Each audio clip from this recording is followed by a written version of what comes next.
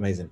So, hey guys, I hope you guys are all well and having a great week. Tonight, Middlesex University Product Design Engineering, and Design Engineering are really excited to host the 15th talk in our annual guest lecture series. Wow, time's flying, the 15th talk already. So these guest lectures run weekly throughout the academic year on Thursday evenings. We bring together a really vibrant mix of speakers from across the full spectrum of design and engineering.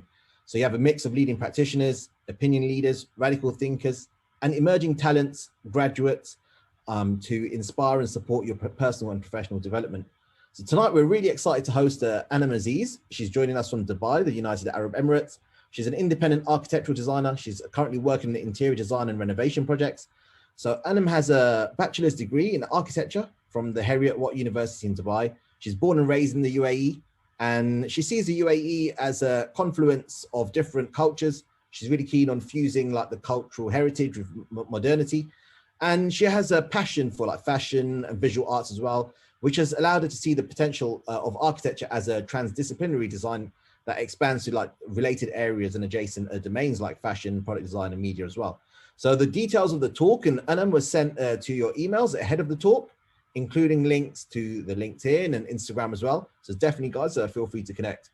And without any further ado, Anam Aziz with a talk titled Designing in Dubai, Middle East Creative City of Design. It's all yours, Anna. All right. Hello, everyone. Thank you so much for having me today. So my name is Anam, as Mr. Ahmed just did the introduction, and I just graduated. I just completed my bachelor's in architecture from Heriot Watt, which is like in May. So it's like it happened during the pandemic. So I'm very, very new to this. So starting off with, is there something else that I introduce about myself? Or is it done? Do I just proceed? Feel free to go for it. All right, so just move on. So I just told that I turned 24 in January. So yeah, I have lived in Dubai all my life in UAE. So I've not really gone out of, I've never been to countries like UK or that part of the world yet.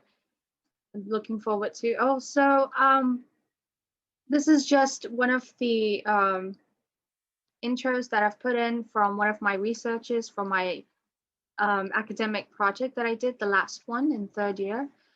And I'm going to actually talk about this in more details later when I go on to, but this is basically showing the development of Dubai from how it was and how it became so multicultural to over time, and how it developed and how it consists of just so much. It's very international. Like I personally grew up with, I think almost every person, like from every nationality, from every country, from every religion, and it's pretty amazing. Okay, I'll talk about my journey. I actually was a fashion design student before I was in architecture. So I did my foundation year in design studies, and then I did fashion designing for 1 year. And then after that, I joined architecture. There was like, I was very young at the time. I was unsure. I wanted everything in designing. I didn't want to be limited to just one design field. I wanted to have the opportunity. So later in future, I could, kind of specialize in whatever I wanted to. So I loved fashion. We had like a lot of fashion shows here, like international, and they were huge, like Fashion Forward, and I also modeled for some of them, and the journey was amazing. But then I always felt like I was missing something. Like I always wanted to get my hands into model making or something, and that's why by the second semester of my first year of fashion, I went to counselors. I went to the professor, the head of departments, and I spoke and I asked them that, what do I do? And then they guided me and they said it's only been a year, so you can switch. It's never too late. Besides, you get a certificate even if you complete 1 year. Well, so yeah, that's how I ended up in architecture, and I'm actually going to start off with um, what we do and what we did in the first year. So maybe that would kind of take it in some sense of direction. So I only included two projects from my first year. The very first project that we had was before this that you're seeing on the screen. It was a group, we were put into groups. It was a generative shelter project. I did not include that here. We had that, and then some of the good works were selected. Our group was one of them that got selected and was displayed in Ersterkal Avenue. I don't know if you're aware. It's like a hub for designers, for creative minds, and um, like anything to do with designing and creativity. And this was my very first project solo. It was midterm, and we did it in class. We had to make it in class. We had to make it in studio and submit it then and there. And then we had some sort of inspiration. So our first year was very artistic. It was very the approach was very artistic, very open, more manual, more handworks. Even the posters that we were making were by hand and drawings. So you can see that this one's got um, so I designed a sculpture bench, an outdoor sculpture. We had to do an outdoor sculpture bench, my bad. And my inspiration was op art, and it was um, parametric architecture. At that time, I was very new to this, so from fashion to something completely in architecture, it was like a whole new world for me. And yeah, all of this was done by hand. Professors and jury members really liked it. It's not something great when you look at it now, but back then, this was like 3 years ago, it was like amazing then. Um, and then we did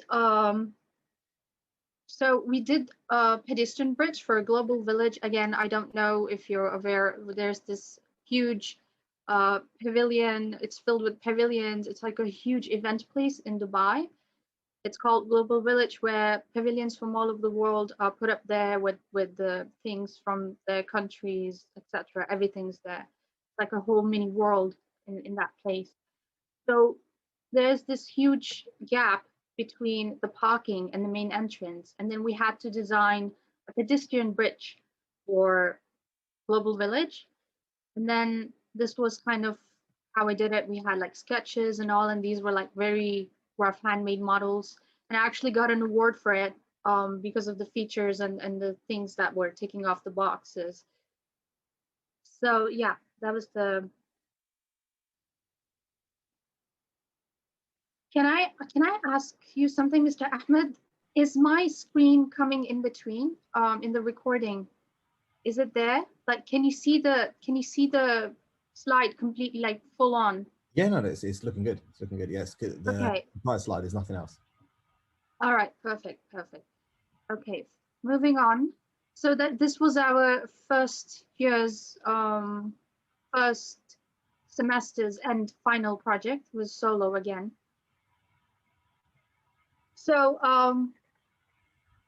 moving on, after this, actually, again, I did not include the second semester's final project. This was in between. So we had this huge international inter-university and international competition. It was called the SDME, Solar Decathlon. Are you aware of it? Okay, basically there were like universities participating from all over the world, and we basically students had to design. There was a team of students from every university. They had to design and construct a house. They had limited areas and everything. They had like a set of brief, and the requirements were given. And then our university was there. I was part of the design team earlier on, but later I lived quite far away from my university, so I wasn't there for the construction part. I wasn't able to stay.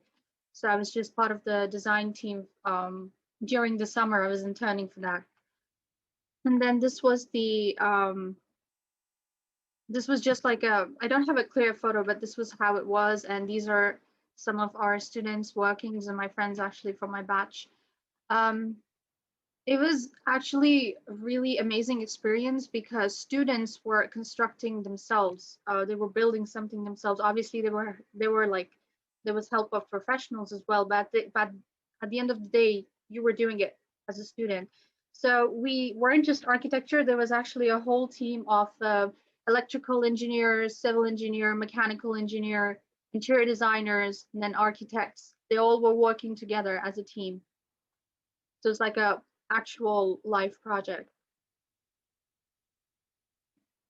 I'm just gonna like play this video so you can see it.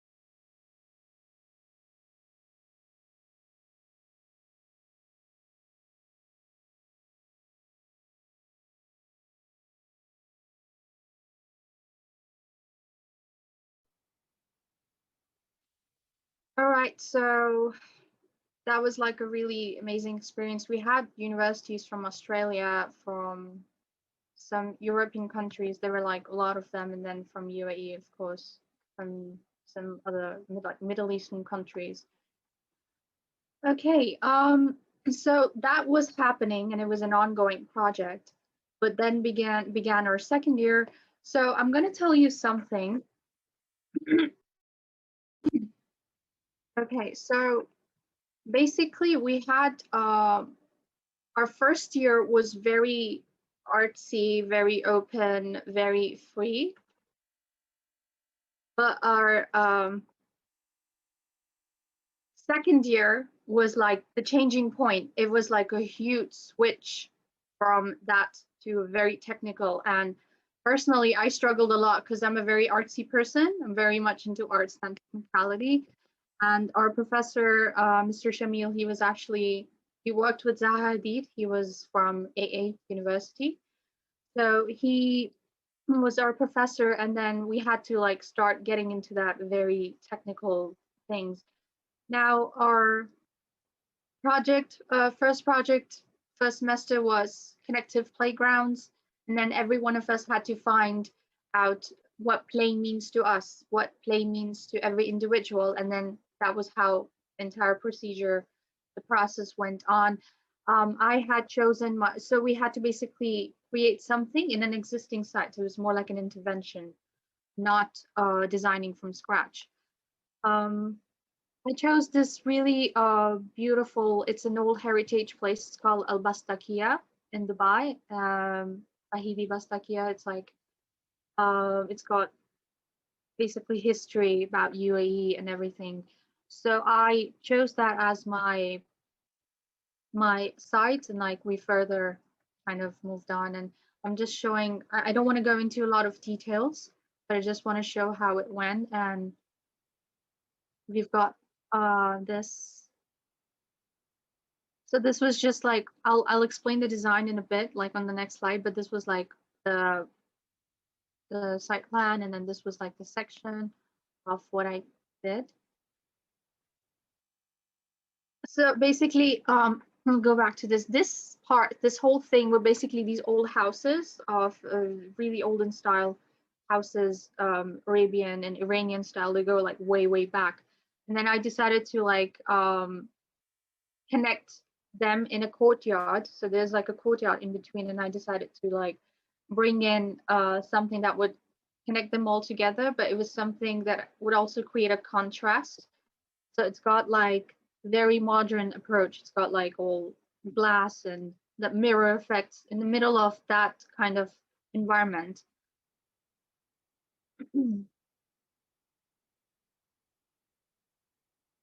Okay, so yeah, this was just I couldn't find my more pictures. Like I changed my laptops and everything, so I've got like everything all over the place.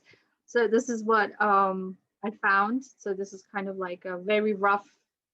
Honestly, at this point, I didn't know what I was doing. I was just trying to go with the brief, and I was trying to go with whatever the professor were telling me. It was the hardest. Like for me personally, second year was one of the hardest years that I had to go through that transitioning. And then basically I was just trying to so this was the second semester project.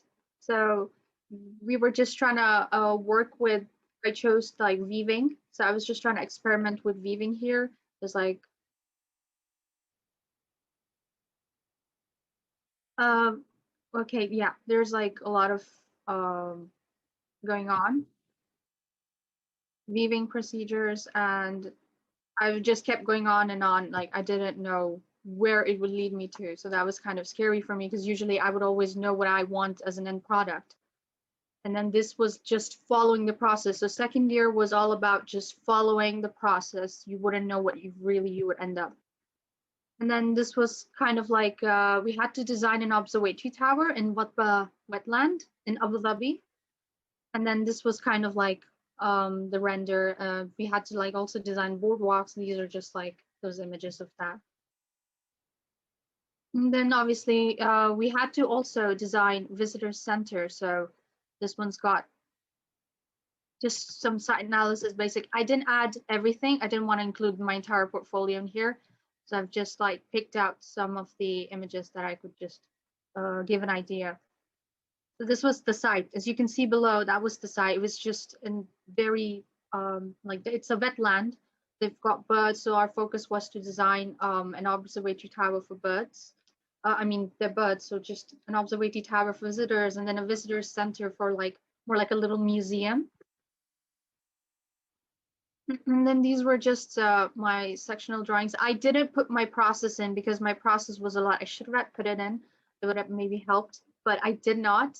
There was just too much that I've done. So usually in the process, we're encouraged to, obviously we have the site visit, and then we come back and then we do our analysis, but we do a lot of sketches. So as much as we were focusing on the digital, softwares. But at the same time, we had this huge sketchbook with us that we would sketch everything out. We had to sketch our process or whatever was going on. It was like supposed to be down there. And these are just like the finished versions, like the process is not there. And then this is like just a very basic render of the visitor center from inside, and the inside and outside. And then this is also one of the other renders. There was like a lot of concept. My concept was, so my concept, my design approach in here was to basically design the building, the visitor center, around a ramp. So we had a huge ramp that's connecting to the boardwalk that's going all the way to the observatory tower. So my main idea was to just take that and build around it. So it was like there's like this form follows function and then function follows form. So for me, it was function follows form. I kind of like flipped it, and that was very challenging. So I worked around it. I didn't put in the final plan of the building. Maybe I'll like try to put it in later. And then this was our third year. Yeah, this was our third year. So before this, we were working on Japanese housing. So we just had to basically make a sectional. I didn't include that because it was just making a sectional, detailed section of an existing building. So I just moved on to what we really did, because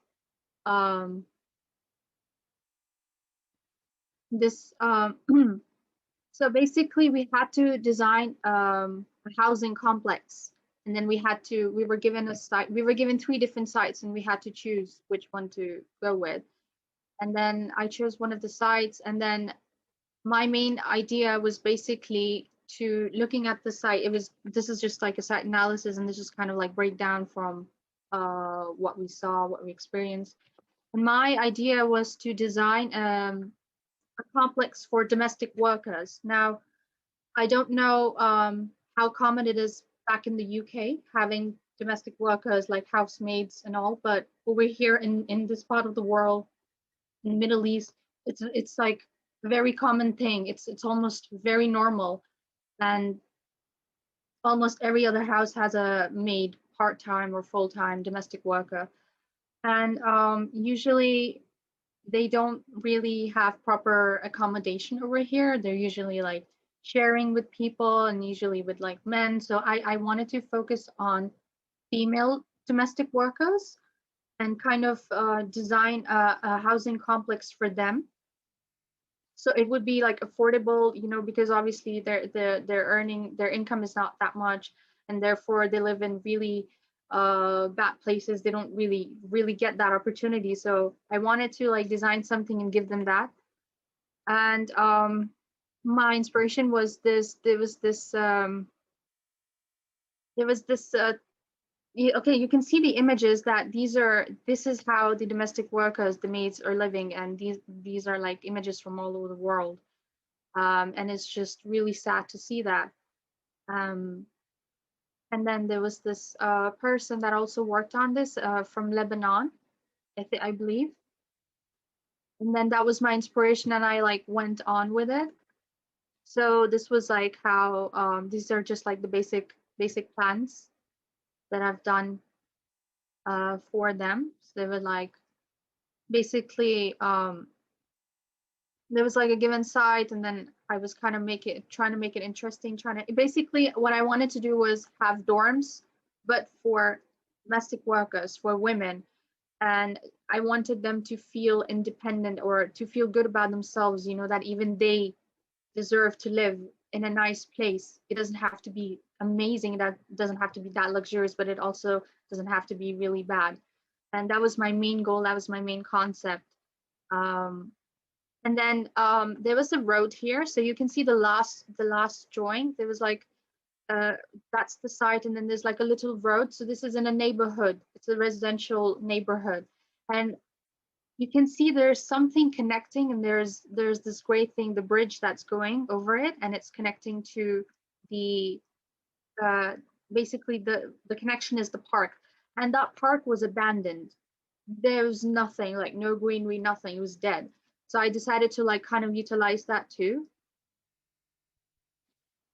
These are like very abstract kind. They're not like very detailed, but they're like these are the sections of the house.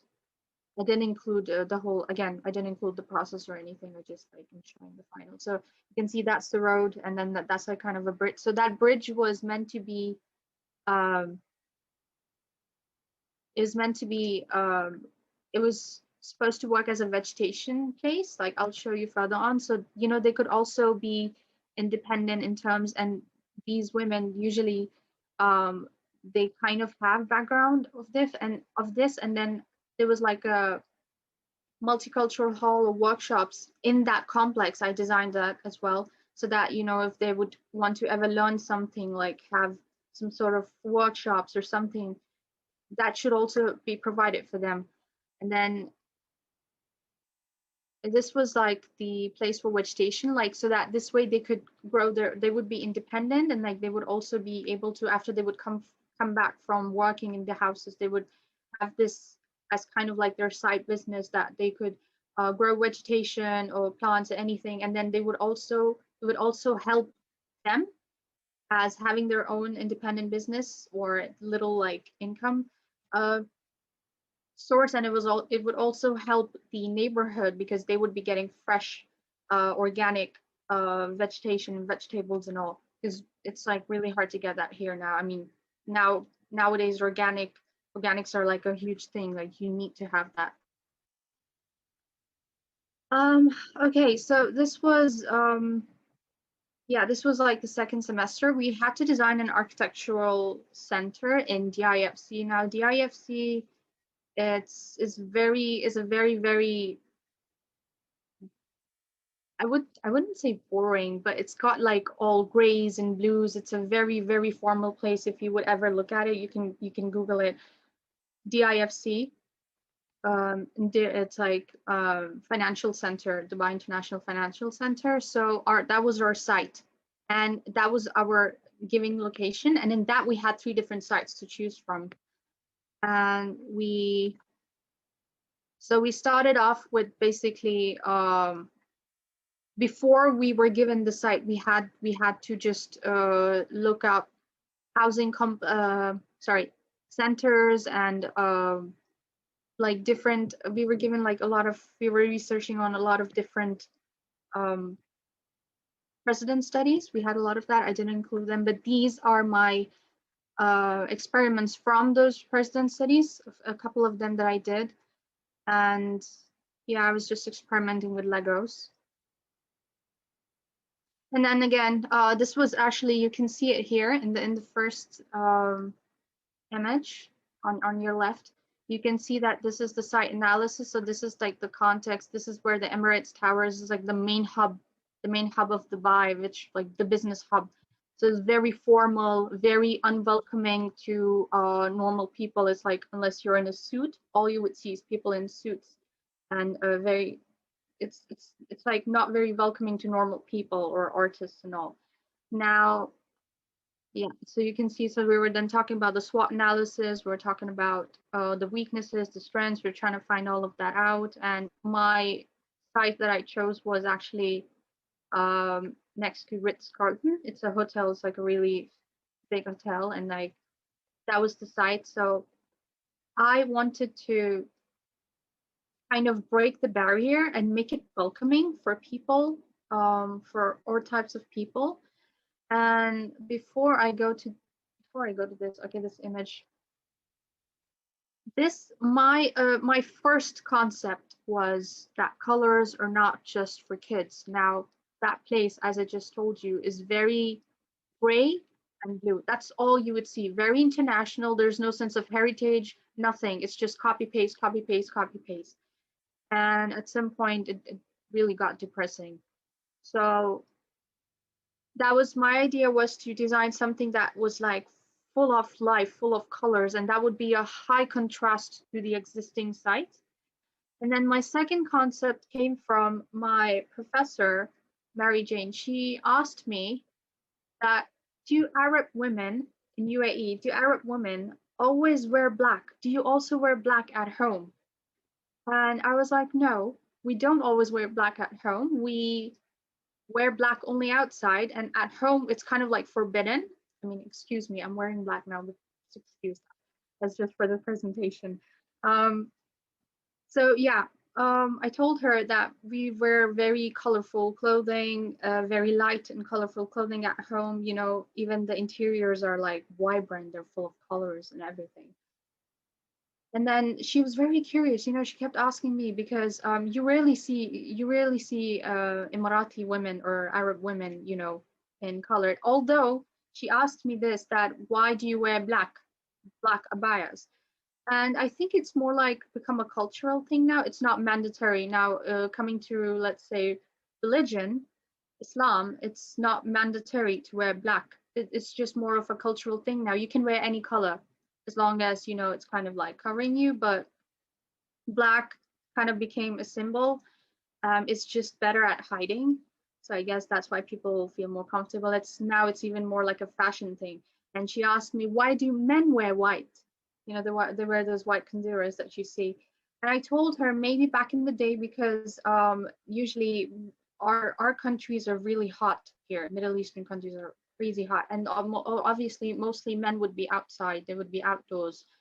So I think white because it absorbs like less heat. Maybe that's why. From what I know, that's the reason why they do it, and now it's just a very common thing. So my second concept was to take this idea and to flip it. So I wanted my building to be very vibrant on the outside and very plain, very minimal on the inside, because I wanted it to scream. I wanted it to attract people from the roads and everything. So I took this idea because women on the outside we're plain, we're wearing black, we're wearing very bland colors, but on the inside we're very vibrant. So I wanted to kind of flip that and work on that as my project. This is just a section. So wait, I'll show you the final one. Basically, you see there's like a lot of patterns. There's like vibrant colors being used on the outside, like on the side. This is cut section. There's staircase. So, and then there's like not much. There's like very bland on the inside. It was like there's an art gallery. We had like a certain set of brief that these were the functions that we needed to include. And then yeah, you can see like there's a lot of prints and all, and the building's got like I think 4 or 5 levels. And then I kind of we had this gray part, you can see that was the podium level. And then I decided to cut through that and I go ground. So this is the starting point now, and this is pointing towards the road. So I wanted it to be welcoming, you know, no securities, nothing. You could just have, you could see it from far away, this color. So yeah, this was what my final building was. It's you can see it's got a lot of colors, a lot of prints. Um, I wanted to move. I wanted to use even more vibrant colors like orange and something like that would scream. That would allow it. That would be like welcoming, you know, people, attracting them here. And in the middle of those huge international style buildings, which are just gray and blue. And that was my final, this was my final project that I've done. Again, I haven't included any process details for it because I was like really concerned. I was like, what if I bore them? So I just left that out. Okay, yeah. Okay, this was so apart from what mostly I've talked about was my studio. We also obviously had other courses that critical analysis, building services, you know, all those technical things. But most projects that we did, I included these ones here. So this was another course called archaeology. It was more like an essay writing and a little hypothesis, like a little experiment. And I tried like combining fashion with architecture and slash product over here. So I just wanted to see how like origami or something can be just converted based on scales. Like scales hold such power. scaling is so powerful that you can just convert it into an entirely different thing. So that was like a really, it wasn't like a huge thing. It was like a very small experiment we did. So you can see,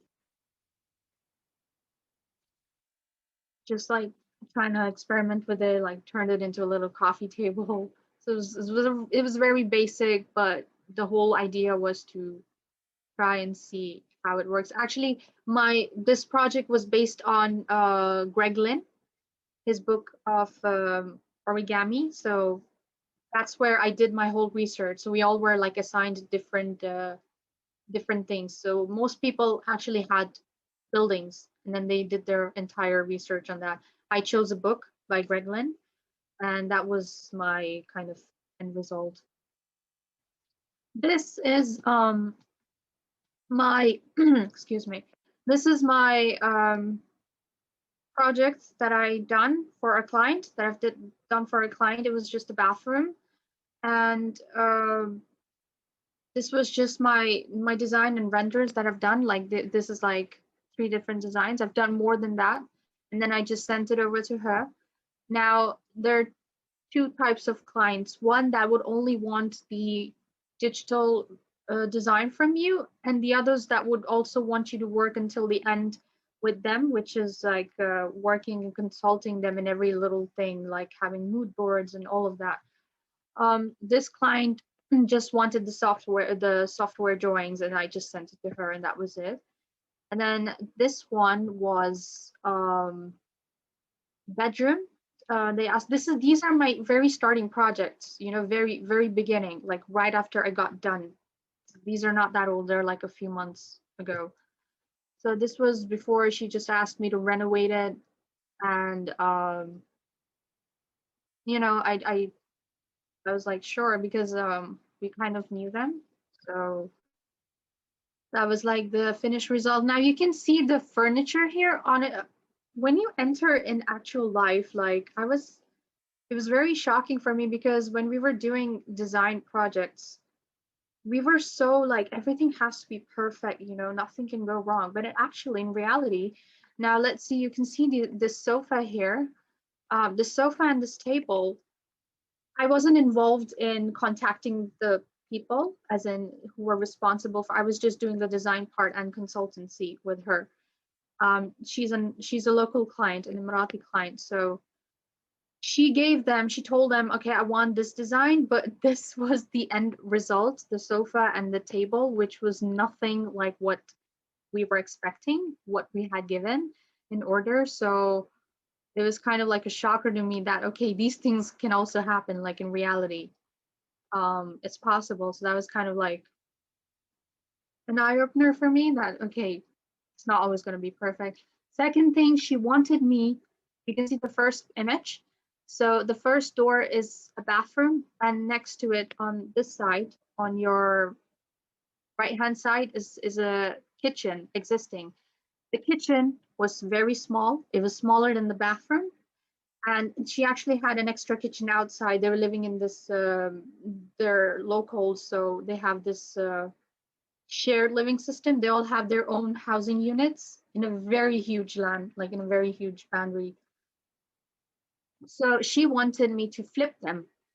And honestly, it was a very small project, but it killed me, because switching a bathroom into a kitchen, and then and then a kitchen into a bathroom was very challenging. I loved it. It was like crazy. But oh my God, this little thing took so much time for me to do it, like calculations, everything, the pipes and all, like it had like all the technical things being involved in it.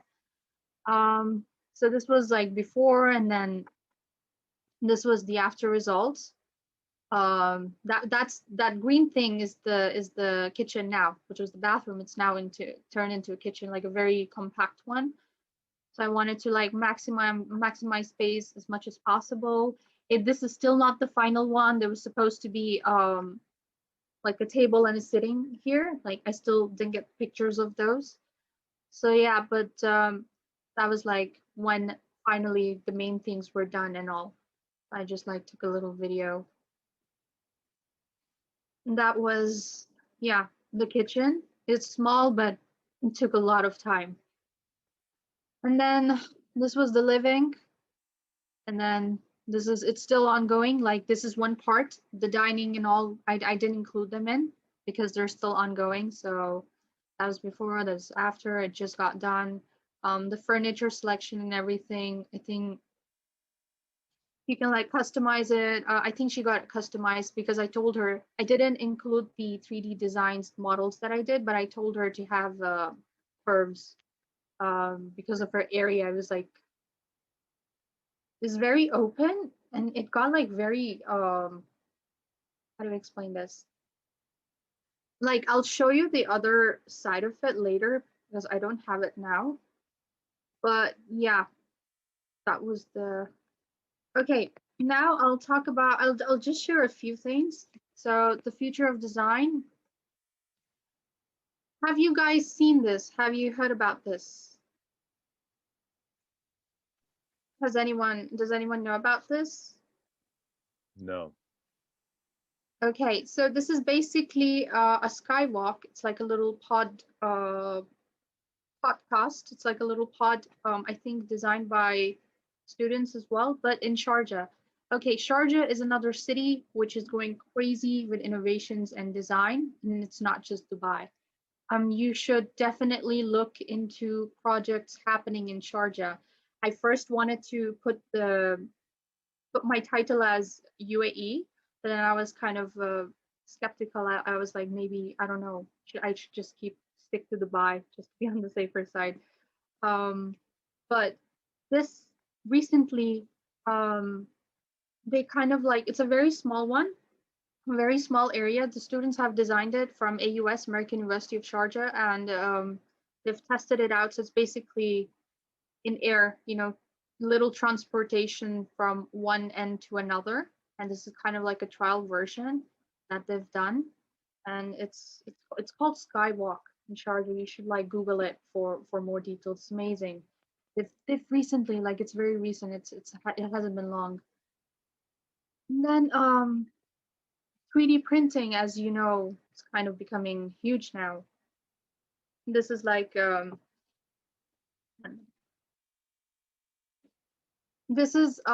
this sculpture on your right side is in DIFC, the site I just told you about, the place, and it's called Decidius, and this is 3D printed. The sculpture is 3D printed, and then on this side is the Office of Future. This is an office, and it's entirely 3D printed, and it's in it's near Emirates Towers. Yeah, it's literally around that area. Okay, what else have we got? Okay, I didn't put much there, so that's pretty much it. I didn't want to put a lot of things because my main goal was to get as much questions and concerns about what opportunities we have here and what we do here than just me sitting and yapping for 1 hour. So I will stop sharing my screen and we can, I think, okay, 1 minute. Awesome, amazing. Thanks a lot, Anam, for the really interesting talk. This is the overview of your academic development, your projects, your journeys and experiences. So thanks a lot for that. And guys, No feel free to gather your thoughts, your questions, your comments in the chat. And as usual, if you want to go live and interact with questions and sentiments, feel free to do that as well. So a question coming in from Demi Banjo. What's the transition like between fashion and architecture? Was it a simple transition and was there any overlapping skills? Okay, that's a really interesting question. It was very exciting, at least for me, because I loved both, but I couldn't hang on to fashion because it was all about just sewing. I mean, I loved it. It's not like I hated it, but at the end of the day, I really wanted to make some models. So what I did was in my first year of fashion as well, there were a couple of projects where instead of making a fabric, dealing with fabric, I turned it into an entirely different. I actually designed a product. I chose Haven. It was a group project, and then we came up with the name Haven, and we designed this compact bed that would kind of open up into 4 bed spaces, but it was at the same time not that heavy that we could, we could carry it. And it was called Haven. It was more designed for refugees. We were looking into refugees at that point, Syrian refugees. It was amazing, like that feeling was amazing, that being in fashion, you're working on a product, you're doing something that's breaking the boundaries. But at the end of the day, one of your course, you still had to go back and sew. Like I sewed jeans, jackets, bags, like actual handbags. It was amazing, attending fashion shows and all of that. But at the end of the day, I really wanted something that would allow me to do more. Now, let's say in architecture, I have this open feel. Like if I want to specialize, I can go into interior, I can go into furniture, even fashion. I have that opportunity. It's like opened doors for me. That's why I wanted to switch. But the transition, it wasn't that crazy, honestly speaking. If you really have the passion and you have the sense of, for this, mostly about passion, I enjoyed it. I really did, because the thing is, before fashion, I was a foundation student in design studies, so I wasn't completely new to, architecture. But yes, until we hit the technical drawing parts and all of that, yeah, that was like, wow, okay, from fabrics to just this. But it was exciting. It was amazing. Okay, Amazing. Thanks a lot. And Oral Marianne is asking, what was the place that you mentioned at the beginning? So the pavilion with the architectural structures. Global Village. Awesome. Global Village. It's like it's actually a festival. It's not there, throughout 365 days. It only happens in winters. I think it's going to finish by April. But it's amazing. Like you have pavilions from all over the world with everything from those countries. Um, yeah, you guys should like check it out. If anyone's planning to visit UAE anytime soon, Dubai, like put that on your go-to list. Um, Awesome. okay. And Tom Millward's asking, other than fashion, is there anything else that influences your designs? Mm, like a person or just anything? Anything, I guess. People, things. Okay, first of all, I'll talk about person. Zaha Hadid has been my biggest inspiration, not just in terms of design, but her as a woman breaking conventions of design. Um, I can relate to her so much, coming from, the Arab part of the world, and, being in this field and her designs. I'm really not the person that loves very geometric designs. Like I love very organic designs. I just love them. I always did, even before I was into architecture. I would always attract those things.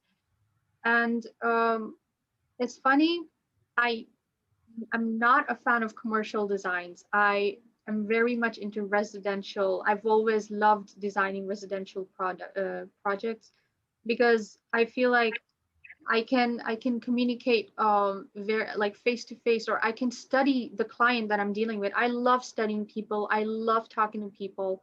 I just love interacting with them. So yeah, does that answer the question? Oh yes, one more thing I actually left out. I love painting, so I also paint. I do arts as well, and I'm planning to maybe by next September join an art institute, like actually learn fine arts, because I've never done it.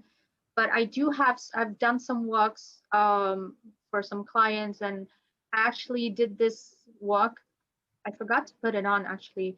It was a painting of a horse, but it was a very modern one, and it got selected. This was 5 years ago when I was in when I was doing design studies, actually, foundation year. It got selected, and now it is displayed in the guest houses in one of the five-star resorts in Oman.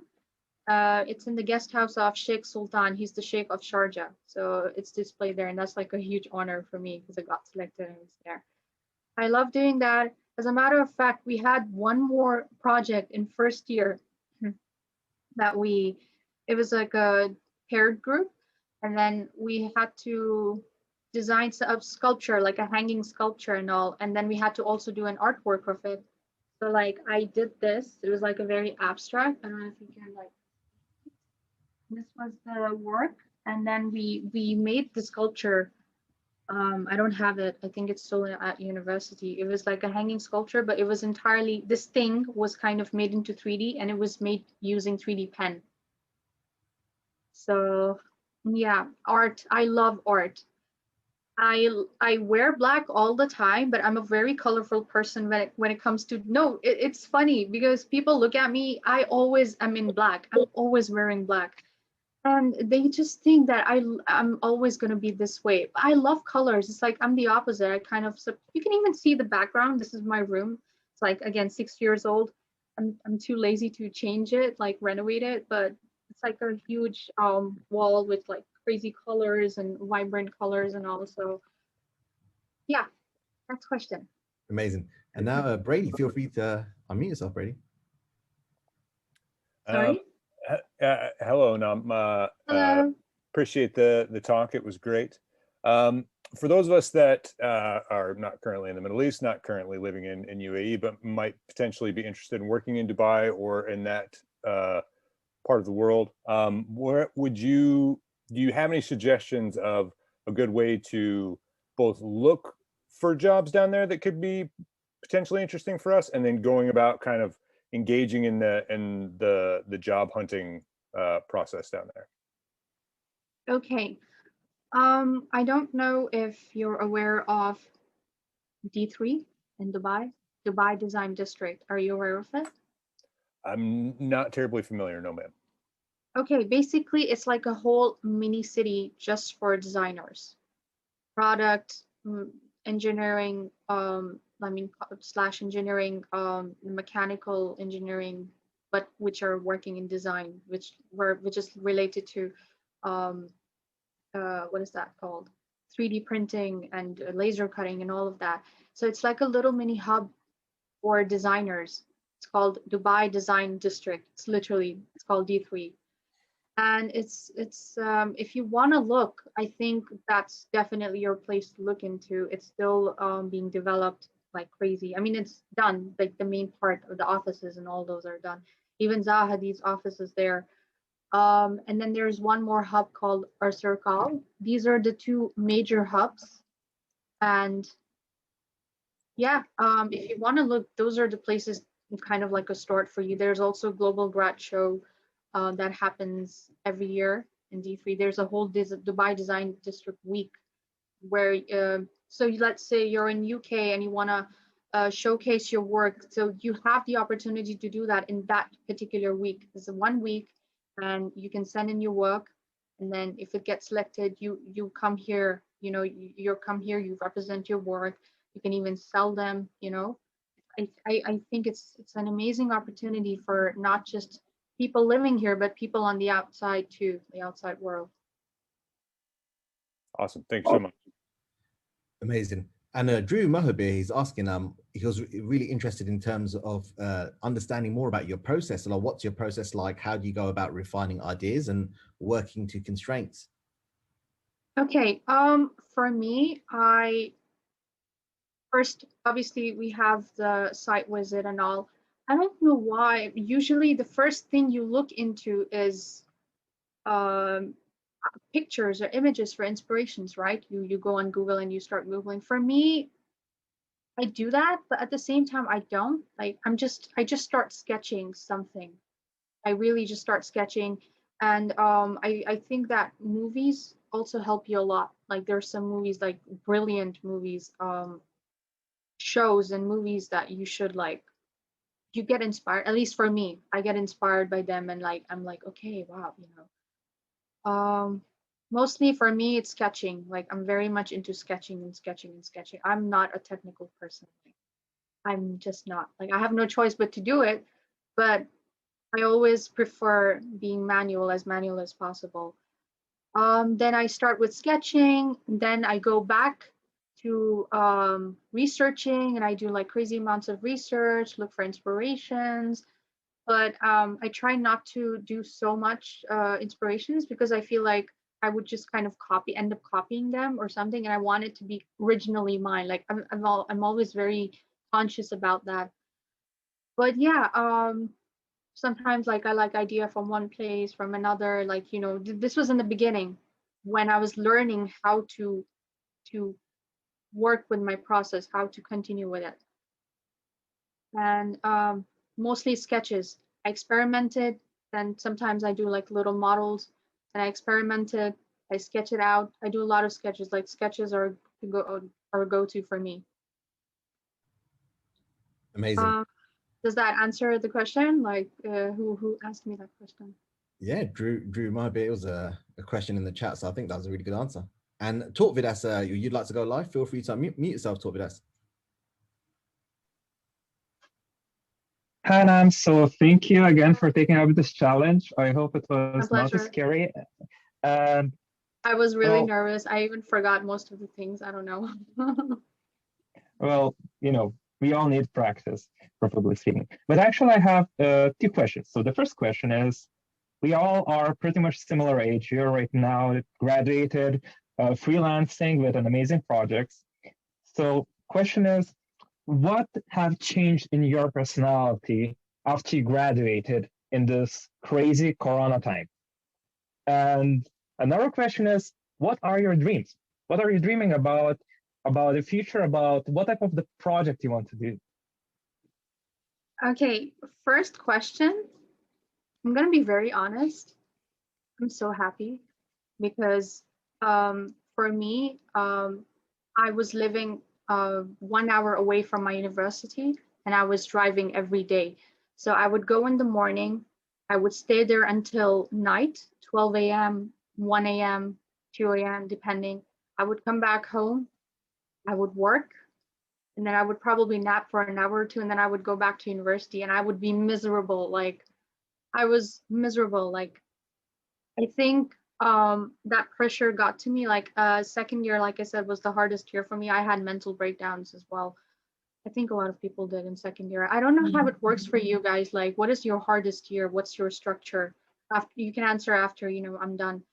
But I'm happy. I'm so happy. I love it because I'm getting to experience. I'm getting to learn from actual projects, and I can see the mistakes. I can see the change, and I can work at my own pace. For me, it's really good. You know, there is, however, a downfall. Like, you know, because I'm a very social person, so I kind of like get a little depressed that I can't really go out much. But when it comes to work, I'm so happy because I'm doing it at my own pace. What was your second question with us? Dreams, dream projects and dream things. Okay, I want to, first of all, I just mentioned it. I want to learn proper arts. I've been painting, I've been doing it, but I actually want to learn it. I never had it in school as well. I just love doing it. I have a passion for it, but I never really got to learn it. So first thing I want to do after I'm done with these projects, because I think I have a meeting with another client in Jumeirah on Sunday. So I have to go see her. Her house is currently under construction. So it's not even renovating her house. This is going to be interior designing from scratch. It's currently under construction. She sent me the plans and she wants me to do in the interior design project. So I have to meet with her on Sunday. So, I mean, it's going to take up another couple of my months, you know, this thing.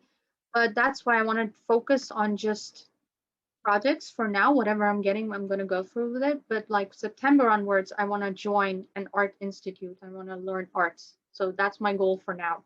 And I want to, in future, maybe, who knows, have my own art gallery or my own design, my own studio in design district, where I would not just have arts, but I would have like fashion fusing with products, with architecture, with it. Like that's what I love. You know, I love mixing everything, and cultural wise too. Different cultures. I just like love bringing them together. So yeah, that's so far my goal. Amazing. And Dujar, he's asking, did you work on your own in the house redesign project, or was it a group project? Sorry.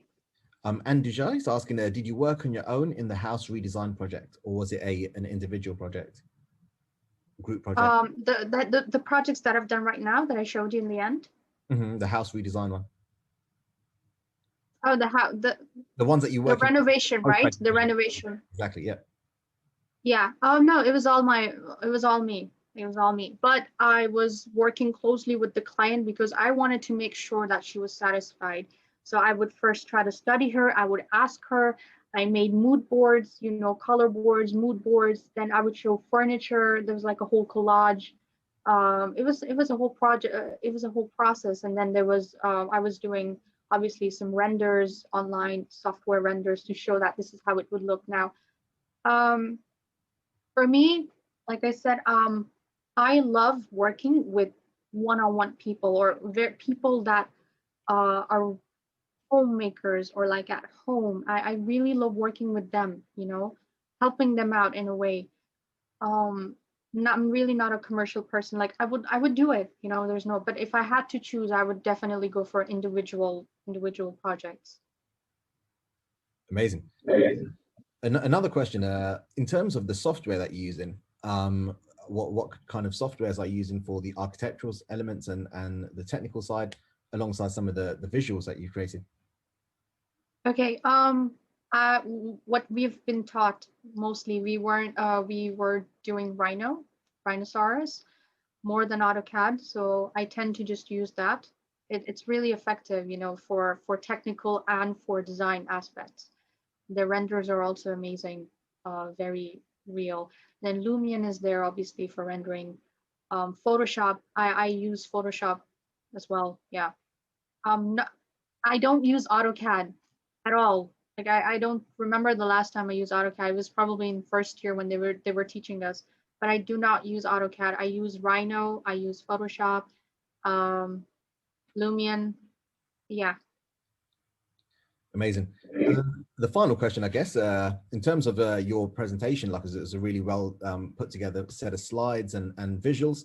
How did you go about developing your style and the visual elements?